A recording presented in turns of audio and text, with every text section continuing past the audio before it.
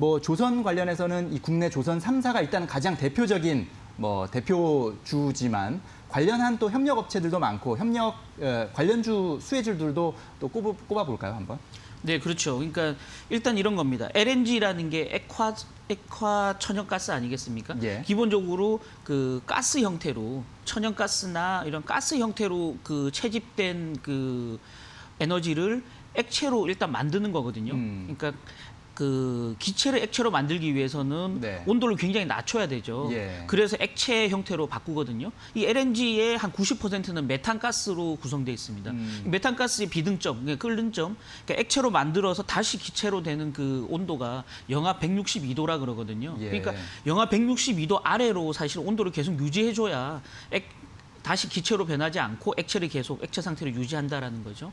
기체는 그 자체로 운반하기 굉장히 어려우니까 이게 눈에 보이는 액체 형태로 바꿔서 운반을 한다. 그게 이제 LNG고요. 그 LNG 선의 핵심은 그래서 계속 그 배 내에 이 그 LNG를 계속 영하 162도 아래로 유지할 수 있느냐가 사실은 핵심적인 관건이거든요. 그렇죠. 이렇게 유지한 채로 결국은 운반을 그렇죠. 해야 되니까요. 맞습니다. 네. 예. 그러다 보니까 그 온도를 계속 영하 162도 아래로 유지해주는 본행이라 그러죠. 네. 그러니까 본행제들, 본행 탱크 이 기술력이 사실은 이 LNG 운반선의 핵심적인 기술이다라는 거죠.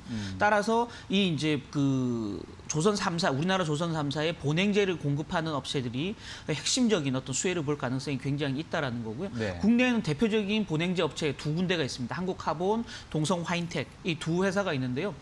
공교롭게 이 두 회사는 올 1분기에도 실적이 굉장히 좋았습니다. 1분기 그렇군요. 실적도 서프라이즈를 기록했고요. 예. 국내 조선 3사뿐만이 아니고 글로벌리하게 좀 그 본행제를 발주하면서 전체적으로 실적이 굉장히 좋았고요. 역시 기술력이 있다 보니까 어려운 상황 속에서도 역시 발군에 그렇죠. 또 성과를 냈군요. 맞습니다. 2분기 역시 지금 증권사 애널리스트 전망을 보면 2분기 실적도 굉장히 좋을 거거든요. 네. 다만 이제 이번에 발주하게 된 그 카타르의 104척 물량은 향후에 이런 거죠. 그러니까 2027년까지 반영되는 물량이기 때문에 실제 이제 본행제 그 조선 3사가 이 수주를 따낸 이후에 국내 이제 동성화인텍이라든지 한국카본의 본행제를 발주하는 시기는 뭐 네. 짧게는 한 달, 길게는 한 1년 후쯤에나 발주를 하게 되거든요. 그래서 네. 당장 이 수혜를 실적에 반영할 수는 없다라는 거죠. 따라서 한국카본, 동성화인텍 주가도 이 카타르 호재만으로 주가가 뛰기는 굉장히 어렵다라는 예. 건데요. 아까 말씀드렸던 대로 이게 아니라 하더라도 1분기, 2분기 계속적으로 어닝 서프라이즈를 기록할 거기 때문에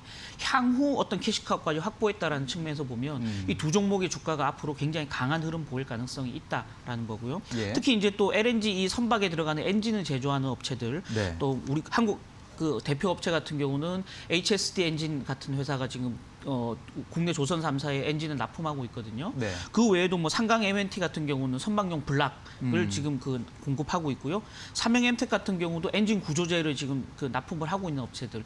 이런 업체들까지 조선 기자재 업체들까지도 겹불을 쬐면서 전체적인 어떤 그 이번 수주 물량의 그 수혜를 입을 가능성이 굉장히 커지고 있다라고 네. 말씀드릴 수 있을 것 같습니다. 그렇군요.